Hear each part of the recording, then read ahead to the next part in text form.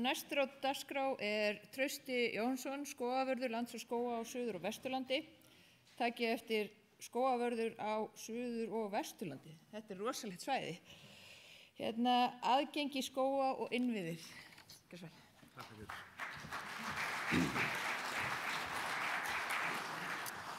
Já, komið þið sæl. Ég fekk þennan skemmtilega titil og ég og Brynjar við reyndum eins og við gátum að finna eitthvað sem var ekki svona ógeðslega þurrt og leiðilegt, en okkur tókst það ekki, þannig að here we go. Já, ég er einn af þessum skógavörðum sem okkur finnum fækkandi hjá Land og skógum, en okkar stór hluti af okkar vinnu snýst þetta að vinna út í þessum framkvæmdum út í skógi eða skipuleggja þær og halda utan um þær og í þjóðskógunum. Og þar eru innviðir og aðgengi náttúrulega eitt af því og greiðlega mikilvægt. Þessi stæði við sjáum nú sviðstjóra þarna standa við timburstæði upp í Haukadal fyrir nokkrum árum. Ég ætla að hlaupa svolítið svona yfir þetta, ég ætla að setja henni upp merkmiðsyfirlitið. Ég er bara mjög þakkláttur fyrir að það er algjörlega búið að leggja þetta upp fyrir mig hérna með þessum erindum sem búin að vera í morgun. Það er hérna Ágúst talaði með öðrum að fara bæti í, Palli skipulagið, Arnór dró saman hérna allt sem við getum gert og eigum eftir að gera og hvað er að verða mikið og Hrefna komin í umræðuna. Þá steinleikur þetta að ég komi hérna og negli þetta með aðgengið. Ég er samt með þetta óbúslega svona myndrænt. Ætla ekki að kafa djúpt í neitt, en svona aðeins að vekja fólk til umhugsunar og umræðu. Og hérna sé ofan á innganginn í fallega skóg sem flestir kannast við. Það eru svona kannski þessi tveir skógar sem ég held svona mest að fjalla um. Þótt séu náttúrulega til alls konar tegundir af skógum og við ætlum ekki að fara djúpt í það. Það eru útivistarskógarnir og svo þungaveiktinn í nytjaskógunum. Þetta er svona það sem við erum að díla kannski hvað mest við dagsdaglega. Ef við förum aðeins í útivistina. Þetta náttúrulega eins og við tölum, Arnór kom inn á með virði heiðmerkurinnar, aukatími. Og þetta náttúrulega bara, hvert fer fólk að það vill fara út að hreyfa sig, eða það vill fara að tjalda eða eitthvað. Það treður sér alltaf inn í skóg, það er náttúrulega langt best að vera þar. En að vera með góðan útivistarskóg krefst þess að þú þarft að gera æði mikið. Og hérna má sjá nokkur atriði. Við þurfum að hafa góða gönguleiðir, það er hluti aðgengur okkar. Það taka mikið tíma, það er dýrt og allt þetta. Við viljum hafa áningarstaði, eitthvað til að vera og stoppa í skóginum. Við erum með reiðleiðir og gönguskíði og svo eru tjaldsvæði. Þegar við erum með þetta þá þurfum við salerni og við þurfum að hafa, það komið krá rafmagn og við viljum hafa merkingarnir í lagi svo við veitum hvað við erum og hvert við erum að fara. Sorphirða, bílastæði, vatn og svo fáum við svona skógaverði eins og þennan sem þurfa að sinna þessu. Þetta alltaf að verða meira og meira krafa með þessu málumni að þetta sé betur gert að því að fólk að sækja meira og meira inn í skógun okkar. Skógarnir að stækka og það er svona þarf þetta bara að vera í lagi og við þurfum að sinna þessu eins og mörg öðru. Og þetta raunin sem tengist náttúrulega líka skógarumerinni að við þurfum að hirða skógana til þess að gera aðgengilega. Og þetta kemur raunin allt, tengist allt í raun og veru eða margt af þessu skógarumeri. Ég ætla að hoppa yfir í næsta sem eru nytjaskógarnir. Hvað erum við að sækja í þessa nytjaskóga? Hrefna kom náttúrulega svolítið vel inn á þetta áðan, en það kemur ýmislegt út úr þessu grísunefni og svo erum við náttúrulega að keppast við að ná smíðavinum og bröðvinum og öllu því, eins og Arnór kom aðeins inn á áðan og nýtingarhlutfall og allt þetta. Við erum með orkuöflun kurl og aðra nytjar, við erum með náttúrulega alls konar nytjar sem við þurfum kannski ekki að tíunda, svo flestir vita hvað það er. En til þess að komast á þessi staði, hvort sem er í útivist eða nytjaskógrækt, þá þurfum við að stunda áætlanagerð. Það er alltaf byrjað á því og við þurfum að gera gott vegakerfi, gott skipulag eins og Palli kom inn á.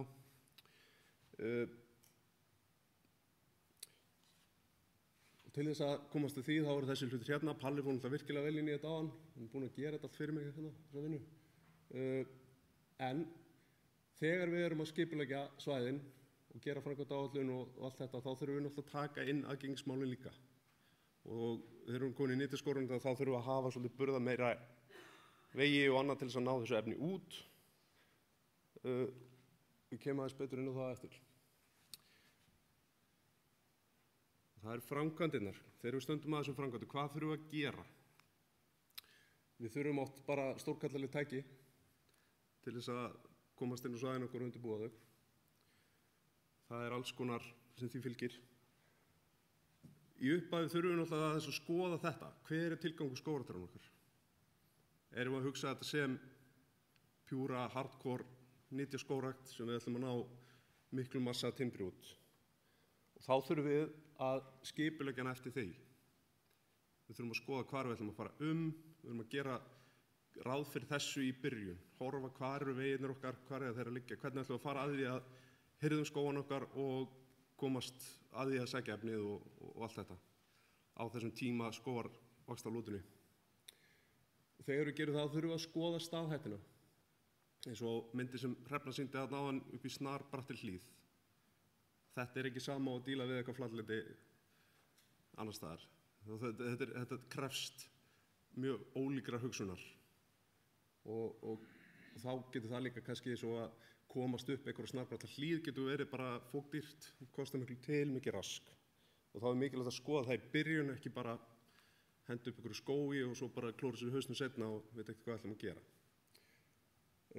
Þetta þarf náttúrulega að vera hagkvæmt. Þið getur farið að leggja einhverja hraðbraut eitthvað starf í gegn og svo er bara allt í pjúra mínus. Það gengur ekki upp. Við þurfum að hafa tækjabúnað sem hendar í þessi verk. Ég er ekki rétt maður til að segja nákvæmlega hvað það er, en það er mikilvægt að við horfum í það hvað græju þurfum við. Það er ekki bara hægt að fara með, ekki alltaf hægt að sveifla bara haka og stundum þarftu aðeins stærri haka. Og það eru þannig aðföng sem til dæmis eru námur fyrir möl og annað í nágranninu. Hvað þurfum við til þess að byggja upp þessi innviði, þetta aðgengi?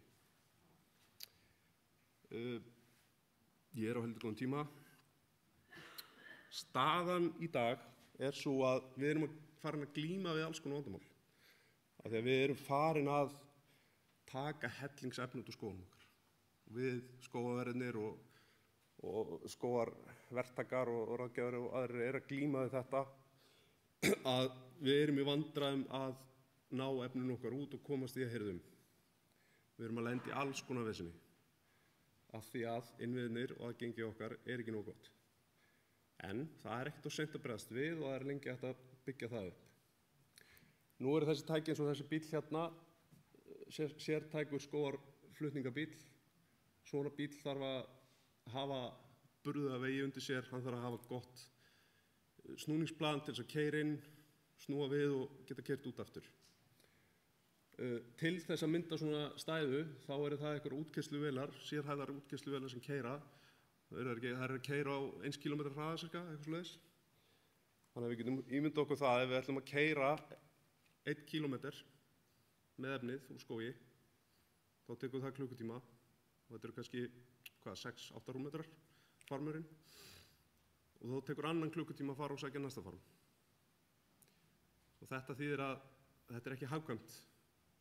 Þess vegna þurfum við að reyna að skipuleggja skógræktina þannig að stytta þessar leiðir og gera þær hagkvæmari.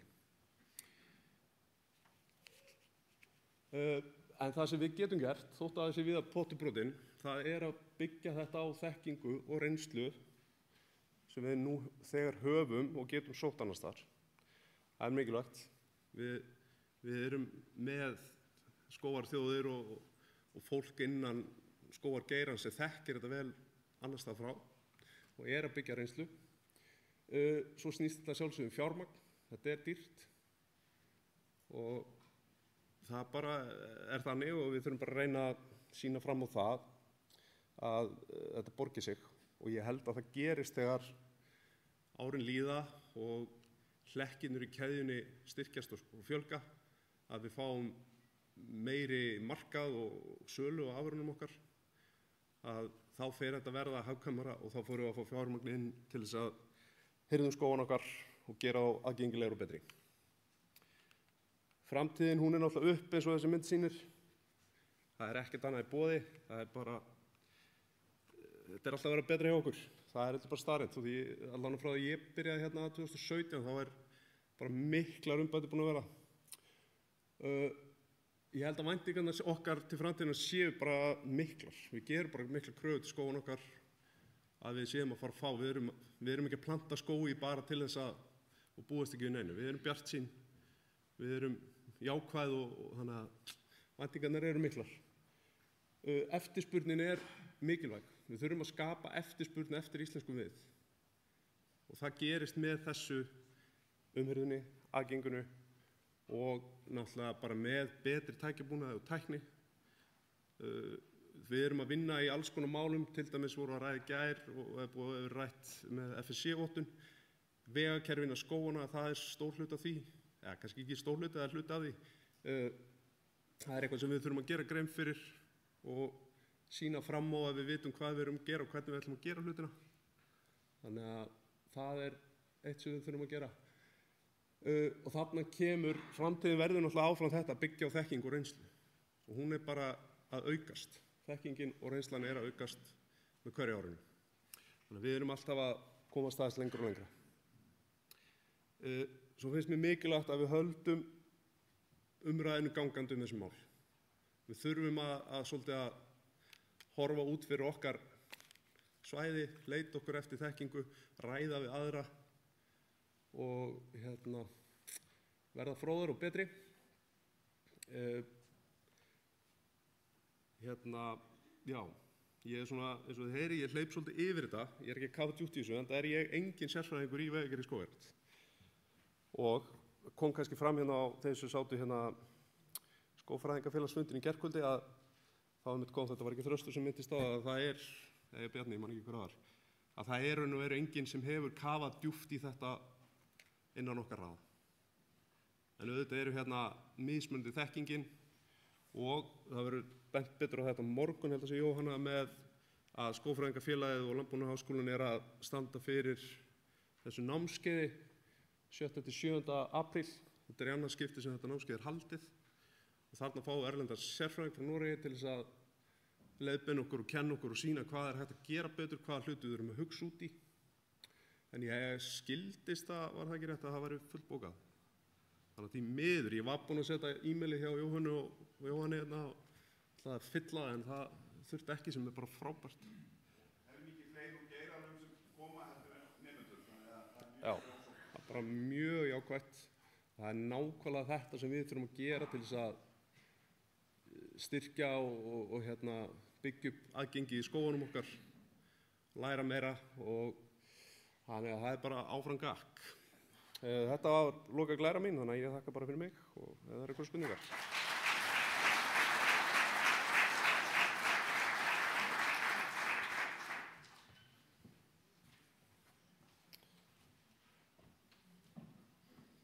Lárus?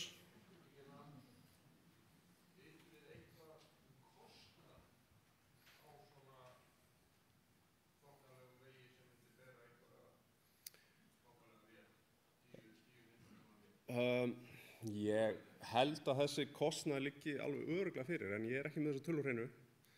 En það kannski eitt sem ég ætlaði líka að minnast á en glemdi, að það bæði þessar leyfisveitingar og að sækja styrki til að leggja svona vegi. Og ég held að það sé hægt að sækja einhverja styrki hjá Vegagerðinni til þess að byggja upp skógavegi og ég hugsa að það sé hægt að fá þessar tölur svona gróflega allavega hjá þeim, get ég ímyndað mér, með kostnaði við vegi. En svona kostnaði við svona vegi held ég hljóti að byggja svolítið mikið á því hvar þú ert að gera veginn, hver eru aðstæðurnar, landfræðilega aðstæðurnar, nærumhverfið, hvað langt í námu, hún á staðnum eða þarft að fara 50 km eftir efninu, allt þetta. Þannig að ég held að þetta sé alveg ofboðslega breytilegu kostuðar ímyndaði mér, milli staða og svæða og aðstæða hverju sinni. En það kannski eitthvað sem mikilvægt að skoða í upphafi skógræktar og taka þetta inn í áætlanagerðina, að sjá svona verður þetta, hvað þarf ég að gera til þess að byggja upp góða vegi. Og það náttúrulega mikilvægt og nauðsynlegt og líklega eina leiðin til þess að gera þetta að gera þetta jafn óðum yfir tímann.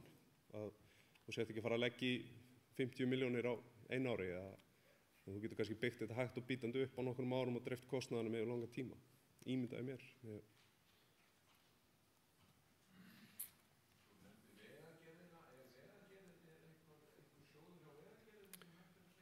Já, það einhver sjóður. Hreinn, veist þú ekki heitið á þessum sjóðum, veistu það? Sjóður fyrir aðra vegi heldur en þjóðvegina? Já. Já. Þannig að það hægt að sækja í hann, en þetta náttúrulega bara þessi, já, þetta svona, kannski svona, ég og Jóhann hefur rætt þetta einmitt að með þessum styrk þá kemur kannski eitthvað á móti sem ekki endilega hentugt þetta verður eign þín og þú þarft að sjá viðhald og umhirðu á honum og allt það. Þannig að þetta hefur kannski sína kost og galla. En ég bara mæli með því að fólk kynni sér þetta og reyna að sækja þessu sjóði sem til eru.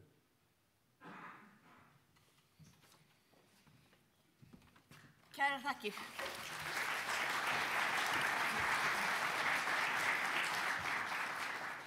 En ég get kannski frætt ykkur að við í Heiðmörk erum náttúrulega, og þakkum fyrir að það sé alltaf verið að tala Heiðmörk.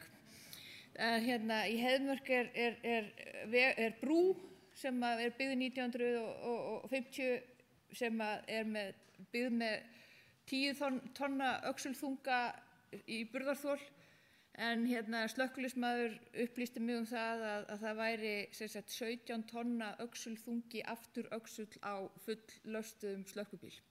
Þannig en slökkvibílar hafa ansi oft keyrt yfir og síðan hefur þessi brú ryðgað og nú segir burðarþolsverkfræðingur að burðarþol sé komið niður í 8 tonna öxulþunga miðað við núverandi ryðgun á brúnni. Þannig að það er ýmsu að hyggja þegar að 500.000 manns ætlar að koma í skóginn ykkar.